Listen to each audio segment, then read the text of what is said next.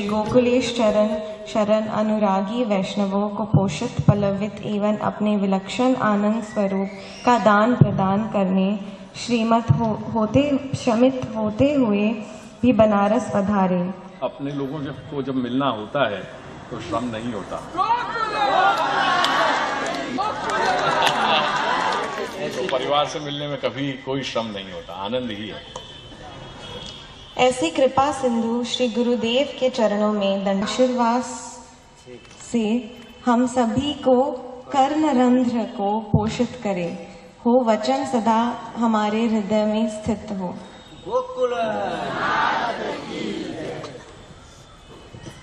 घंटा जो है अवश्य बात हो। तो जब बात हो रही थी आज सवेरे तो बता रहे थे कि देखो जो कैसो सुयोग लगे हुए आज यहाँ बनारस आने को, काशी आने को। कल हरि दिवस હતો, आज व्रत है, आज वाको व्रत है, कल हरि दिवस હતો। तो हरि दिवस में मेरो आगमन विश्वेश्वर के दरबार में, मां गंगा के गोद में, या सो अच्छो क्या एक सुयोग बन सके कि जो जवाबदारी दादाजी के घर की उत्तरदायित्व मुझको सौंपे हो गए, बाकी शुरुआत ही या पावन नगरी सु या बनारस सु काशी से हो रहा है। श्री महाप्रभु ने जब पृथ्वी परिक्रमा पधारे तब भी काशी से शुरुआत भई थी। तो मार्ग तो थोड़ा स्वरूप अपने घर की बात वाकई ही श्रृंखला में आगे शाम को, कल और परसों ये 2 दिन अपने पास और हैं, तो हमें अपने घर की भी बातें आ ही जाएंगी। पर वाकई पहले कुछ अपने मार्ग की पृष्ठभूमि अपन जान लें।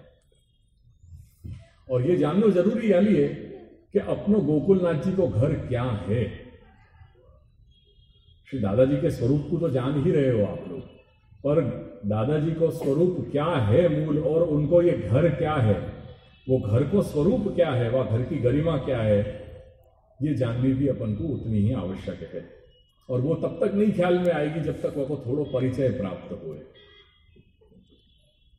और ये बार मैं जो यहाँ आया हूं वो ये उद्देश्य से आया हूं कि आप सब लोगों को अपने मूल घर, आपको जो मूल घर है गोकुल, श्री गोकुलनाथ जी को जो घर है, वहां के साथ मैं वह सेतु को और मजबूत कर दूं, वो कड़ी यहां जोड़, यह हेतु से ही मैं आया हूं। मेरा और कोई यहां आने का उद्देश्य नहीं है। और ये जो कड़ी है वो कड़ी अपनी और मजबूत बन जाए, आप जानने लग जाओ कि अपना घर मूल में है क्या, वो जरूरी है। वो बिना वार्तालाप किए, वो बिना बातचीत किए नहीं हो सके, क्योंकि अब इतना अपने पास समय नहीं है। पहले जब लोग आते थे तब मेरा नियम होता कि सबके साथ बैठ के मैं बातचीत करता हूं। अब मेरी भी इतना, अब जो या घर को उत्तरदायित्व और घर की जवाबदारियां जो प्राप्त हो गई है, वह के साथ इतना मेरे पास समय नहीं है कि मैं हर एक व्यक्ति के साथ बैठ करके अपने घर के बारे में उनको समझा सकूं, उनको बात कर सकूं। फिर भी जिन लोगों ने यहाँ दीक्षा ली होगी उनको निश्चित रूप से ख्याल होगा कि मैंने उनके साथ कितना समय बिताया है और उनके साथ बैठ करके क्या क्या अपने घर के बारे में उनको बातचीत करी है। निश्चित वाकई गवाही वो लोग देंगे कि जो लोग यहाँ आकर के मुझसे मिले हैं और जिनने गोकुल में आकर के दीक्षा ली है। अस्तु, यालिए परिचय तो ऐसे ही कोई महोत्सव, महामहोत्सव हो वही में हो सके कि जो आवे और देखें कि अपना घर क्या है। अब उतना समय ना आपके पास है ना मेरे पास है कि हम बैठ करके भगवत चिंतन, भगवत लीला का अवगाहन, श्रवण, मनन, चिंतन, कीर्तन कर सकें। यानी सबसे अनुकूलता यही है कि अपने घर को पहचान करके महोत्सव पे श्रीमद गोकुल आओ। अपनो मूल द्वार गोकुल है, महोत्सव गोकुल के साथ, श्री दादाजी के साथ अभिन्न रूप से जुड़ो गयो है। मैं जब दादाजी कह रहे हूं तो मेरा तात्पर्य श्री गोकुलेश से है। तो गोकुल अपनो जुड़ो भयो है।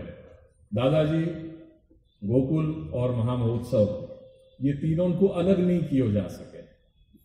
यानी गोकुल को घर जानना है, दादाजी को मूल स्वरूप जानना है, तो महामहोत्सव के समय पे गोकुल आओ। गोकुल 3 दिन को कार्यक्रम लेकर के आओ। चतुर्थी के दिन वहां यहाँ से निकलो, पंचमी के दिन वहां पहुंचो, पंचमी, छठ, सप्तमी और अष्टमी को पल्ली पार को जो कार्यक्रम है वो कार्यक्रम करके फिर अपने घर की तरफ प्रस्थान करो। और ये 4 दिन भी अगर वर्ष में दे दोगे तो अपने मूल के साथ, अपने केंद्र के साथ जुड़े रहोगे, फिर कोई और अन्य वस्तु की आवश्यकता नहीं है। कहो जाए ना, पूरे पुष्टि मार्ग में, पूरे संप्रदाय में अपने घर को लोग उदाहरण लें कि તમે કયા ઘરના છો, કે અમે ગોકુલનાથજીના ઘરના છીએ। વાકો સેમ વાકે बाद एक ही रिएक्शन आएगा कि પછી તમને કંઈ કહેવાની જરૂરિયાત નથી। ये बहुत बड़ा अपने लिए गौरव का विषय है। और ये कृपा कहाँ से है? ये इनके चरणारविंद की जो रजगण हैं उन्हीं की ये कृपा है कि जासु ये संभव हो सके। या अपनी अनन्यता को कभी मत छोड़िए। अगर अपने पास कुछ है जो अपन को औरों से अलग कर रही है तो वो मात्र अपने घर की अनन्यता है, अपने घर की स्वरूपा शक्ति है। या तो कोई भी कीमत पे या संस्कार को बचाए रखियो, क्योंकि यासु ही अपनी पहचान है। जय जय श्री गोकुलेश, ये भगवत स्मरण अपनी पहचान है। ये दंडाकार तिलक ये अपनी पहचान है। या के बिना अपन कहीं नहीं है, या के बिना अपना स्वरूप नहीं है, या के बिना अपनी पहचान नहीं है। यानी ये जो समय चल रहा है, या समय में मात्र यही है कि अपने संस्कार को कायम रखो। और वो संस्कार तभी अपने अंदर जागृत रहेंगे कि जब अपन अपने मूल के साथ जुड़े रहेंगे। अब थोड़ा ग्रंथ की मैं बात पे आऊं। आप कोई के घर पे आए हो, वो घर को माहौल अपन को बताना चाहिए कि हम कोई वैष्णव के यहाँ आए। घर के माहौल से वो ख्याल में आना चाहिए। तो ये बात अपन को ख्याल में रखनी है। वो कब ख्याल में आएगा अपन को? यदि सत्संग में अपन 80 और 20% को, या 70 और 30% को ये एक सामंजस्य बैठाएंगे कि 70 या 80% जो समय है, पौन घंटा को समय हम मार्ग बोध के लिए देंगे और 15 से 20 मिनट को समय हम गुणानुवाद, भगवत गुणगान के लिए हम देंगे। यदि आप प्रकार से चलेंगे तो अपन को मार्ग को परिचय भी हो पाएगा और एक वैष्णव के रूप में अपनी दिनचर्या क्या होनी चाहिए, अपनी जीवन प्रणाली क्या होनी चाहिए, वाको भी अपन को एहसास होने लगेगा। नहीं तो जब बैठेंगे तब कहीं संवाद नहीं हो पाएगा, संवाद नहीं बन पाएगा। आज मैं आया, आज मैंने आपके सामने कुछ प्रश्न पूछे आपको कि भाई यहाँ क्या चीज चल रही है, क्या नहीं चल रहा है। मैं 6 महीना के बाद, साल भर के बाद आऊंगा, फिर मैं पूछूंगा कि हाँ कहां तक गति आई। जहां है वहीं है। अपने घर से पेन ड्राइव उपलब्ध है, पेन ड्राइव, और वह पेन ड्राइव में 2000 घंटा को अपने पास गुरुवाणी को मटेरियल है। कितने? 2000 घंटा अपने पास श्री महाप्रभु की वाणी, अपने घर की साहित्य 2000 घंटा को साहित्य है अपने पास। या ख्याल हो तो आपको, ये कोई को ख्याल नहीं है। 2000 घंटा, ठीक है। अब मुझको एक अंदाज लगाओ, अगर वो गुरुवाणी सीडी या पेन ड्राइव अपन प्रतिदिन 1 घंटा अगर सुनेंगे तो 2000 घंटा से अपने पास कितनो समय है? लगाओ अंदाज, लगाओ। कितने? नहीं सुनाई दियो। 6 साल। 6 साल को अपने पास अपने घर को एजेंडा है, कहीं बाहर नहीं जाना है अपने को। अगर प्रतिदिन 1 घंटा भी अगर हम सुन रहे हैं वो गुरुवाणी, तो हमारे पास 6 साल के तक अपने पास एजेंडा है, without repeating the same cassette, without repetition. दोबारा सुनने की आवश्यकता नहीं है। 6 साल तक अपने पास अपने घर को साहित्य है।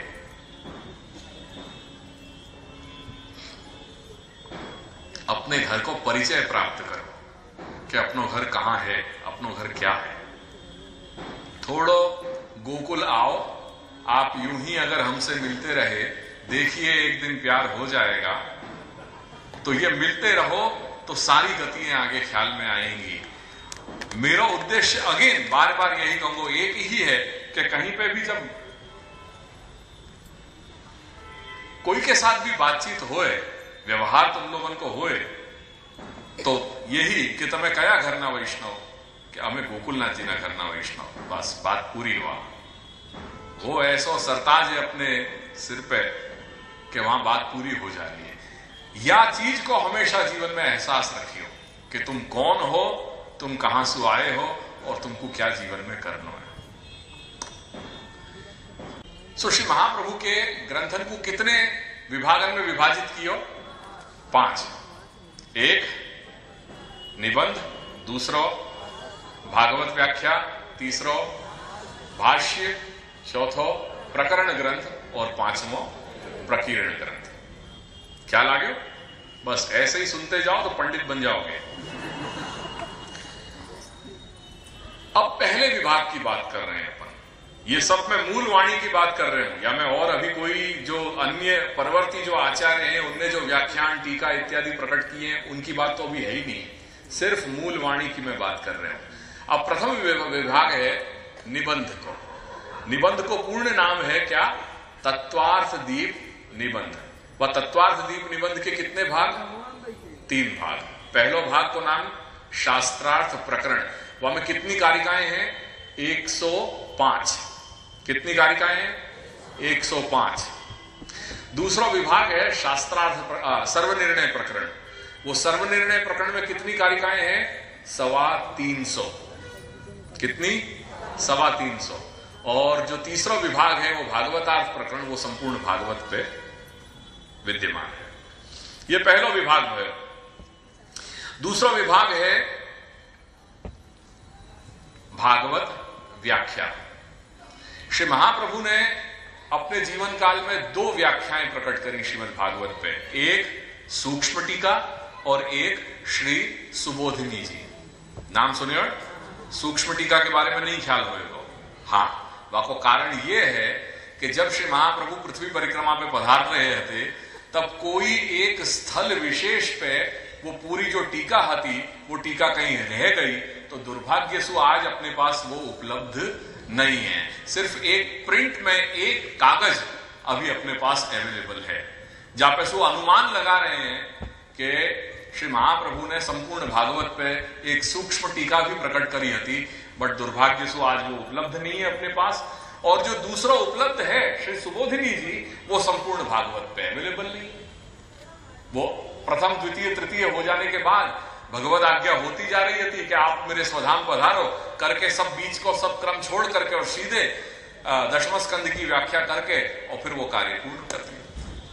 तो ये भागवत व्याख्या श्री महाप्रभु की कितनी है? 2, सूक्ष्म टीका और श्री सुबोधिनी। बहुत बढ़िया। अब तीसरे विभाग पे आ जाए अपन। तीसरा विभाग है भाष्य। हर संप्रदाय के आचार्य ने भाष्य प्रकट किए हुए। भाष्य काय पे हुए? सूत्रन पे। भारतवर्ष को जो सनातन अपनो इतिहास है, या इतिहास को यदि दृष्टिगोचर करोगे तो ख्याल में आएगा कि अलग अलग संप्रदाय के आचार्य ने अलग अलग भाष्य की रचना करी है। एक समय ऐसा होता कि जा समय में एक युग ऐसा आया तो कि जब हर विधा को सूत्रीकरण कर दिया गया। चाहे वेदांत है, मीमांसा है, सांख्य, योग, भक्ति, इन सब जो विधाएं हैं, इन विधान के जो मूल सिद्धांत हैं, वो मूल सिद्धांतन को सूत्रीकरण, उनको सूत्रीकृत कर दिए गए, उनको सूत्रीकरण कर दिए गए। सूत्रीकरण करना मतलब क्या? कि गागर में सागर समा जाए, वो पद्धति सु वो सिद्धांतन के 1 या 2 या 3 शब्दन में वाको सूत्र बना देना, जासु वो 3 शब्द सु ही वो सिद्धांत ख्याल में आ जाए। आई बात ख्याल में? यानी ये सूत्रन की रचना भई। अब श्री महाप्रभु ने कौन से सूत्र पे रचना करी? ब्रह्मसूत्र। बहुत बढ़िया, ब्रह्मसूत्रन पे रचना करी है। वो ब्रह्मसूत्रन पे जो रचना करी, वह रचना को, वो सूत्रन को नाम क्या है? वो भाष्य को नाम क्या है? क्या? अणुभाष्य। चलो कोई तो है जो सत्संग कर रहे हो यहाँ पे, या कोई मार्ग बोध है? बहुत बढ़िया। तो अणुभाष्य, ये सूत्र कौन ने रचे? ब्रह्मसूत्र जो है वो रचना कौन ने करी है? भगवान वेदव्यास। ये सब अपनो ही है, दूर मत भागो यासु, यासु दूर मत भागो। ये सब क्या बातें आ गई, ब्रह्मसूत्र अणुभाष्य। आज विठल बाबा ने शू थई गયું છે આજે આવી બધી વાત કરી રહ્યા છે। चिंता करने की बात नहीं है, ये मैं दर्पण ही दिखा रहा हूं आपको। मेरा काम यहां यही है कि मैं दर्पण दिखाने आया हूं, तो मैं दर्पण दिखा रहा हूं आपको। दर्पण में क्या देखें अपन, क्या देखें? जब अपन आरसी के सामने या दर्पण के सामने अपन खड़े हुए तो क्या दिखाई दे रहा है? हाँ, स्वयं देखें ना अपने आप को, पर स्वयं क्या रूप में देखें? वो अपन 10-20 अपने आप को नहीं देखें, जो सच्चे अपन हुए ना वो दिखाई दे रहे अपन को, कि अपन वास्तव में कौन है, क्या है। समाज के सामने तो अच्छे अच्छे कपड़ा वपड़ा पहन करके चल जाएगा, पर खुद के सामने अपन अपने आप को अपनी आत्मवंचना नहीं कर सके। समाज में तो अच्छे कपड़ा लत्ता पहन के इकलाई कोटा और तिलक कोटा लगा करके जय जय श्री गोखलेश मारो धनी गोखलेश कर लोगे, पर जब दर्पण आएगा सामने तब असली हिंदी हो जाएगी। तब वाके सामने अपनी आत्मवंचना नहीं कर सके। अपन जान रहे हैं कि अपन कौन है, अपनी परिस्थिति क्या है और अपन कहां खड़े हैं। सो भाष्य की बात आती, वो जो ब्रह्मसूत्र हैं वो भगवान व्यास ने प्रकट किए और उन पे रचना, उन पे भाष्य प्रकट किए श्री महाप्रभु ने, जाको नाम है अणुभाष्य। एक दूसरा भाष्य भी श्री महाप्रभु ने प्रकट किया जो गायत्री भाष्य है। गायत्री महामंत्र जो है वाको पूरा भाष्य प्रकट किया, जाको गायत्री भाष्य के रूप में जान रहे हैं। और तीसरा भाष्य प्रकट किया है उत्तर मीमांसा भाष्य, क्योंकि अणुभाष्य जो है वो उत्तर मीमांसा भाष्य है। पूर्व मीमांसा भाष्य भी प्रकट किया है, पर अगेन दुर्भाग्य से वो पूर्व मीमांसा भाष्य भी आज अवेलेबल नहीं है। फिर कैसे मालूम पड़ रहा है कि ये पूर्व मीमांसा भाष्य श्री महाप्रभु ने प्रकट किया है? निबंध में एक जगह श्री महाप्रभु ये आज्ञा कर रहे हैं कि ये विषय में विशेष स्पष्टता साथे मारा पूर्व मीमांसा भाष्यમાં મેં સમજાવ્યો છે, તેથી જે વિશેષ જિજ્ઞાસુ છે એ લોકો એ પ્રસંગને ત્યાંથી સમજી લે।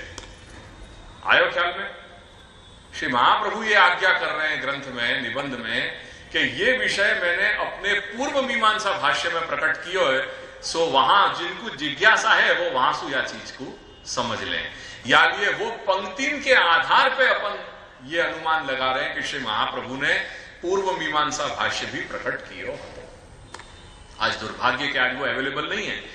अगर वो पूर्व मीमांसा भाष्य हो तो अपनी दृष्टि ऐसी होती कि जैसे ये दोनों नेत्रंशु जब अपन देख रहे हैं तो कैसी दृष्टि हो है, और जब एक आंख बंद कर लो और तब देखोगे तो कैसे हो जाए, एक अवकाश रुक जाए ना, पूरा विजन नहीं आवे अपन को, पूरी दृष्टि नहीं होवे।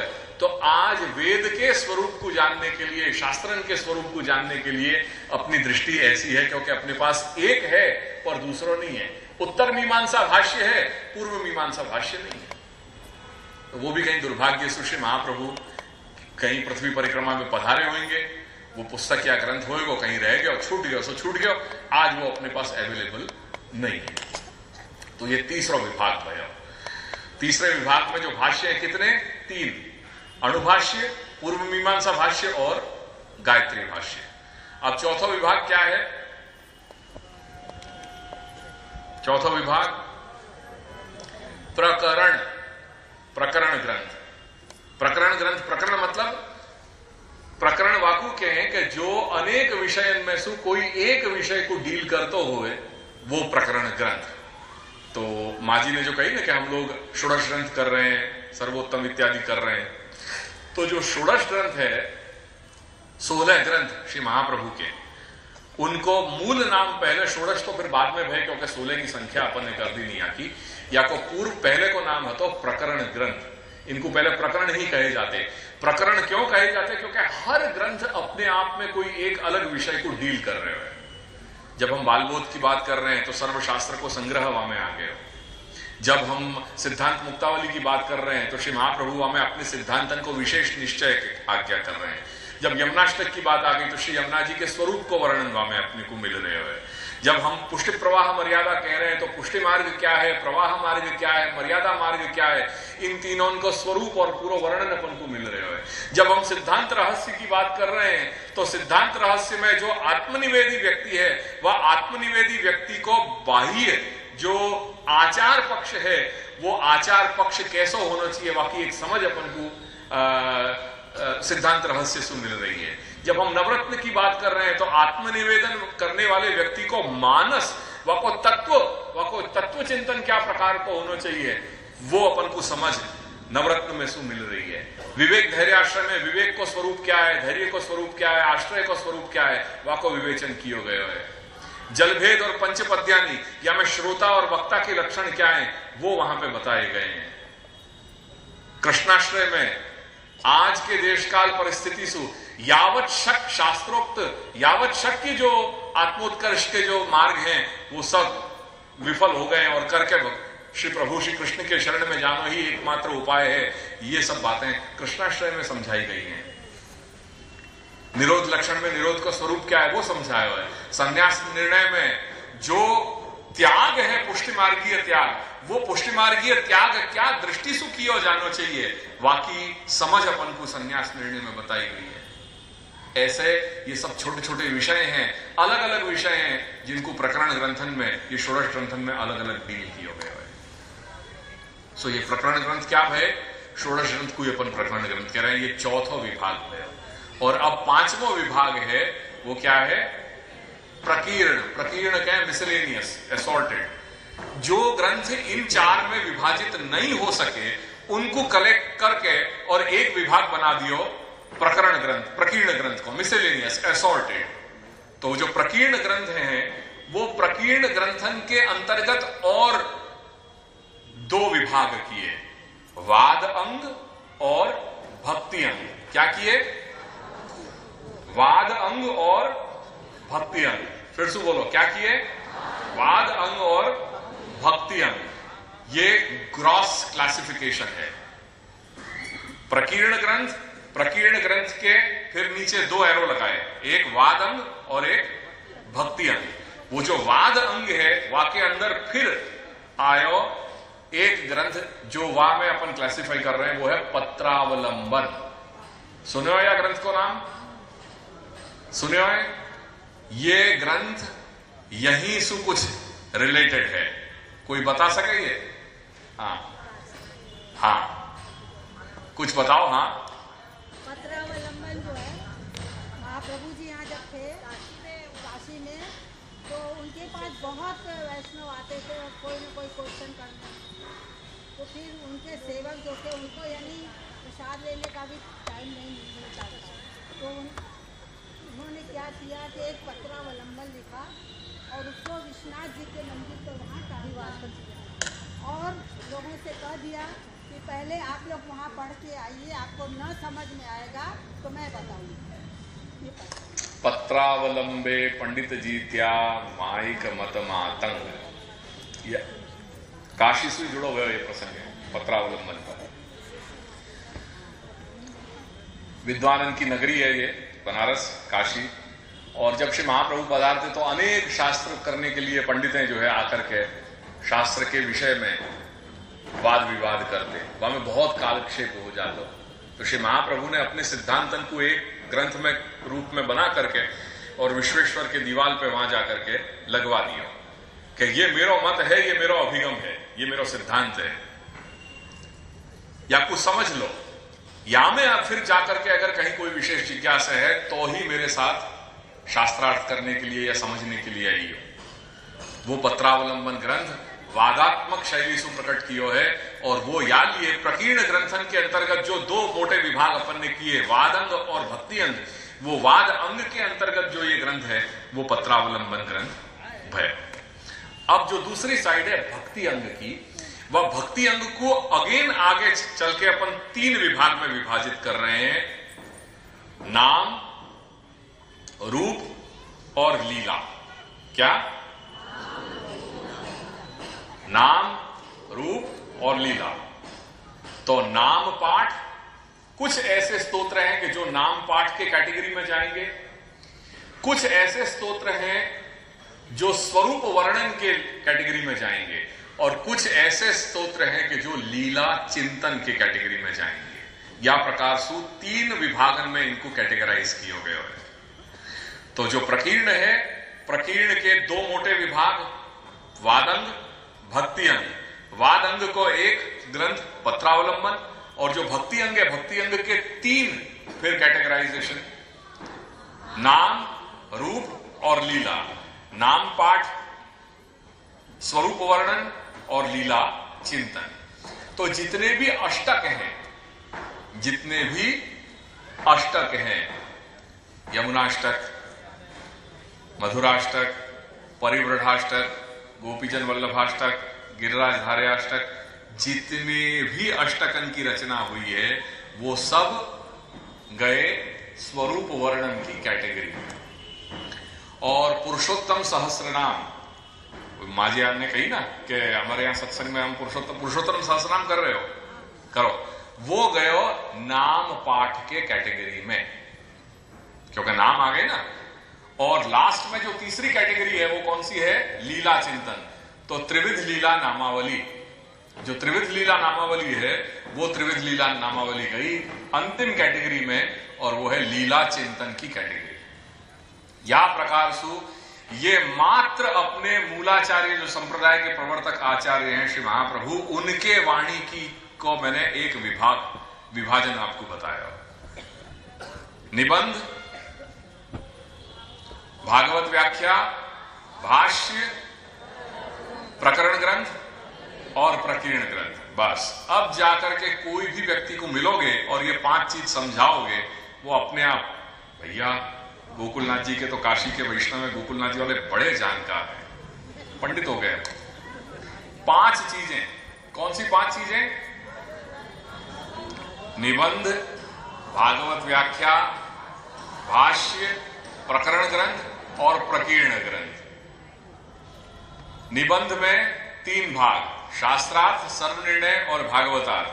शास्त्रार्थ के 105 श्लोक, सर्वनिर्णय के 325 श्लोक, भागवतार्थ संपूर्ण भागवत पे। दूसरा विभाग भागवत व्याख्या, 2 सूक्ष्म टीका और सुबोधनी। सुबोधनी जी पूर्ण उपलब्ध नहीं है, सूक्ष्म टीका को सिर्फ 1 पेज आज प्रिंट में अवेलेबल है, बाकी अवेलेबल नहीं है।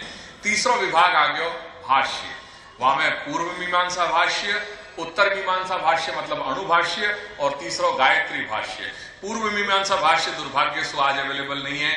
निबंध में एक जगह श्री महाप्रभु ने यह आज्ञा करी है कि मैंने ये विषय मेरे पूर्व मीमांसा भाष्य में विस्तार पूर्वक समझाया है, जाकू जिज्ञासा है वांसु वो पढ़ ले समझ ले, बस इतनी लाइन मिल रही है। अनुमान लगा रहे हैं कि शायद श्री महाप्रभु ने पूर्व मीमांसा भाष्य भी प्रकट किया होगा, आज अवेलेबल नहीं है। भाष्य 3 में। चौथा विभाग प्रकरण ग्रंथ, सारे षोडश ग्रंथ जो है वो प्रकरण ग्रंथ ही कहे जाएं, वो प्रकरण के विभाग में आ गए। अंतिम विभाग प्रकीर्ण, मिसलेनियस, असॉर्टेड, उनके 2 मोटे विभाग किए, वादंग और भक्ति अंग। वादंग में पत्रावलंबन ग्रंथ, भक्ति अंग में फिर पुनः 3 आगे विभाग किए, नाम, रूप और लीला। तो नाम यानी नाम पाठार्थ, दूसरा रूप यानी स्वरूप वर्णनार्थ, और तीसरा लीला अर्थात लीला चिंतनार्थ। सारे अष्टक वो स्वरूप वर्णन के लिए आ गए, नाम पाठ के लिए जितने भी ये सहस्त्र नामावली आती है वो सब वामे आ गए, और त्रिविध लीला नामावली जो है वो लीला चिंतन के लिए आ गए। ये मोटो श्री महाप्रभु के वाणी को विभाग है। या के ऊपर श्री गोसाई जी ने अपने व्याख्याएं, अपनी टीकाएं प्रकट करी हैं, सप्ताचार्य ने करी है, और सप्ताचार्य के बाद जो भी परवर्ती आचार्य भये उन सबन ने इन ग्रंथन के ऊपर व्याख्या और टीकाएं प्रकट करी हैं। याली अपने बड़े कहते थे कि टीकान की और व्याख्यान की तो बात ही नहीं है, पर हम अगर अपने जीवन में सिर्फ मूल वाणी को भी अगर देख गए तो भी हमारा कल्याण है, तो भी हमारा निस्तार हो जाएगा। इतना बड़ा विस्तार अपने साहित्य को है। आज तकलीफ होवे कि जब अपने घर में नए नए धौल कीर्तन पद साहित्य जब इंट्रोड्यूस होने लगे हैं आजकल, जैसे आजकल चलेंगे नहीं, और श्री कृष्णा शरणम मम, डाल डाल पर आ बोले, ये यहाँ ये बोले, वहां वो बोले, ये सब नई नई जो आधुनिकताएं अपने आ गई हैं। अरे क्या आवश्यकता है ये सब चीज की? हमारे पास अपनी धरोहर है। अपन को कोई की जगह भिक्षा मांगने की जाकर के भिक्षा मांगने की आवश्यकता नहीं है। अपने घर में उन महानुभाव भक्तन को 450 वर्ष तो अपने पास अपना खुद को साहित्य है। क्यों जा रहे हैं अपन दूसरी जगह? क्यों भटक रहे हैं अपन दूसरी जगह? कहां खो गई अपनी अनन्यता? क्यों अपन ये सब नई चीजें इंट्रोड्यूस कर रहे हैं जब अपने पास अपने भक्तन ने जो उनको लीला चरित्र को अवगाहन किया, श्री दादाजी को, वो दादाजी की वाणी, मूल वाणी अपने पास, अपने भक्तन की धरोहर अपने पास मौजूद है। फिर कहां अपन जा रहे हैं दूसरी जगह? क्यों हम नई चीजें इंट्रोड्यूस कर रहे हैं? क्या कमी है अपने पास? अपने संप्रदाय में कोई चीज की कमी नहीं है। कभी शायद अपनी है कि अपन वह चीज को कभी समझ नहीं पाए, कभी अपन ने समय नहीं दियो या चीज को समझने के लिए। या लिए अपने आप को जागृत करो, अपने आप को उठाओ और मार्ग बोध प्राप्त करो, क्योंकि सच्चो कल्याण मात्र अपनो मार्ग बोध में ही है। मार्ग बोध प्राप्त करके और या वाणी सु अपनो आत्म कल्याण करें, वही में सच्चो सार रहो गए।